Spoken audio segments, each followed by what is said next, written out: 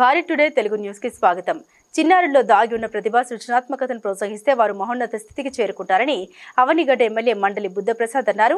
శుక్రవారం కోడూరులోని ప్రభుత్వ కార్యాలయాల ప్రాంగణంలో మండల విద్యా కుటుంబం ఆధ్వర్యంలో బాలోత్సవ్ 2025 ఘనంగా జరిగింది. ఈ ముఖ్య అతిథిగా వీచేసిన ఎమ్మెల్యే బుద్ధప్రసాద్ మాట్లాడుతూ జిల్లాలో మరెక్కడ లేని స్థాయిలో కోడూరు మండలంలోని ప్రభుత్వ ఉపాధ్యాయులందరూ కలిసి గత 7 సంవత్సరాలుగా బాలోత్సవాన్ని ఘనంగా నిర్వహించడం స్ఫూర్తిదాయకమన్నారు. ఈ కార్యక్రమ స్ఫూర్తితో తాను నియోజకవర్గ స్థాయిలో బాలోత్సవాన్ని నిర్వహించేందుకు కృషి చేస్తామని ఎమ్మెల్యే తెలిపారు. ఈ సందర్భంగా కోడూరు మండలం రామకృష్ణాపురంలో నూతన జెడ్పీ హైస్కూల్ అభివృద్ధికి కొల్లి వెంకటేశ్వరరావు జోగారాణి దంపతులు ఎమ్మెల్యే బుద్ధప్రసాద్ చేతుల మీదుగా 25,000 రూపాయల విరాళం అందజేయగా వారిని ఘనంగా సత్కరించారు. మండలంలో ప్రభుత్వ పాఠశాల అభివృద్ధికి తమ వంతు ఆర్థిక సహకారం అందిస్తున్న దాతలను ఎమ్మెల్యే చేతుల మీదుగా ఘనంగా సత్కరించారు.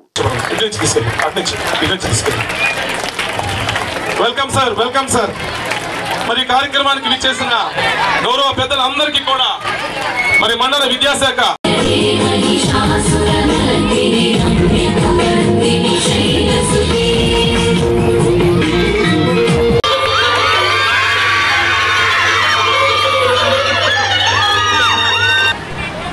మన తెలుగు భాష ఆంధ్ర బాలాంశ సంఘం అని చెప్పి మొట్టమొదటి స్థాపించేవారు 1946-47 ప్రాంతంలో. దానికి కారణం ఏంటంటే స్థాపనకు కారణం ఆ రోజున తమిళనాడు మనమంతా కూడా ఇక్కడ ఉండేవాళ్ళం మద్రాసు రాజధానిగా. అక్కడ తెలుగు స్థానం లేదు, తెలుగు పిల్లలు మర్చిపోతున్నారు. అలాంటి సమయంలో పిల్లలకి తెలుగుని నేర్పించడం ఎలాగా అంటే తెలుగు అంటే కేవలం భాషే కాదు, భాష అంటే సంస్కృతి ఉంది, సాంప్రదాయం ఉంది, ఒక జాతి ఉంది. అది గుర్తించాలని చెప్పి ఒక రేడియో అన్నయ్య గారు అక్కయ్య గారని న్యాయపతి కామేశ్వరి న్యాయపతి రాఘవరావు గారి దంపతులు ఆంధ్ర బాలాంశ సంఘం పెట్టారు. దానికి కారణం ఏంటంటే కేవలం భాషను రక్షించుకోవటానికి, సంస్కృతిని పరిరక్షించుకోవటానికి. తదనుగుణంగా రాష్ట్రం అనేక చోట్ల బాలాంశ సంఘాలు ఆ రోజున ఏర్పడి పిల్లల్లో ఉన్న సృజనాత్మక శక్తుల్ని వెలికి తీసే ప్రయత్నం చేశారు. అలా తయారైన వాళ్ళే మీ అందరికీ తెలిసిన గొప్ప చిత్రకారుడు కానీ, సినిమా దర్శకుడు కానీ, బాపు కానివ్వండి, మలుపూడి వెంకటరమణ కానీ, ఇలాంటి వాళ్ళందరూ ఇక్కడ బాలాంశ సంఘం నుంచి ఎదిగిన వాళ్ళు. అంటే చిన్నప్పుడు వాళ్ళలో ఉన్న ప్రతిభని గుర్తించి ప్రోత్సహిస్తే వాళ్ళ మహోన్నత స్థితికి ఎదుగుతారు, తద్వారా జాతికి కీర్తిని తీసుకొస్తారన్న విషయం మాత్రం వాళ్ళు మనం గుర్తుంచుకోవాల్సిన అవసరం ఉందని చెప్పి మాత్రం మనం తెలుస్తాం.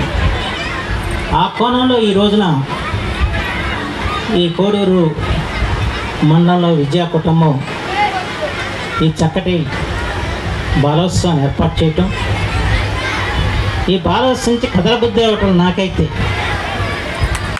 ఇవాళ ఒక్కొక్క నాట్యాంశం చూస్తే నిజంగా ఎంత ఆనందభరితంగా చేయటం కాదు, మిమ్మల్ని చూస్తే మాకు చాలా గర్వం అనిపించిందని చెప్పి మాత్రం అందరికీ మనం చేస్తాం. ఇక్కడ జడ్జీలు ఉన్నారు, వాళ్ళని ప్రభావితం చేయటం నాకు ఇష్టం లేదు.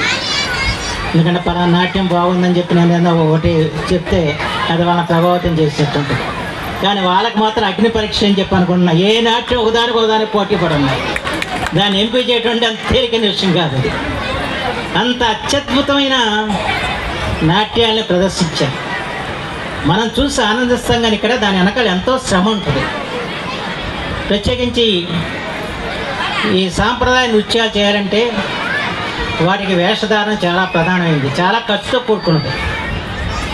అయితే వాళ్ళ తల్లిదండ్రులు కూడా ఆసక్తి చూపి వాళ్ళకు కావాల్సిన దుస్తుల్ని ఏర్పాటు చేసి ఇవాళ అక్కడ తీసుకురావటం అంటే అది చాలా ఆనందదాయకమైన విషయం చెప్పి మాత్రం మనం చేస్తున్నాం.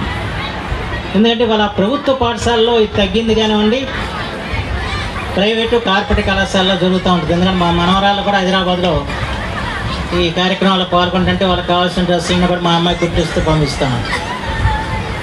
అంచేతేనంటే ఇది ఖర్చుతో కూడుకున్న పని అయినప్పుడు కూడా పిల్లల్ని ప్రోత్సహించాలి, పిల్లలకి ఉన్న అభిరుచిని మనం ముందుకు తీసుకెళ్లాలని చెప్పన్న ఆలోచన చేసిన తల్లిదండ్రులుగా మాత్రం నేను హృదయపూర్వకంగా నేను అభినందిస్తున్నాను.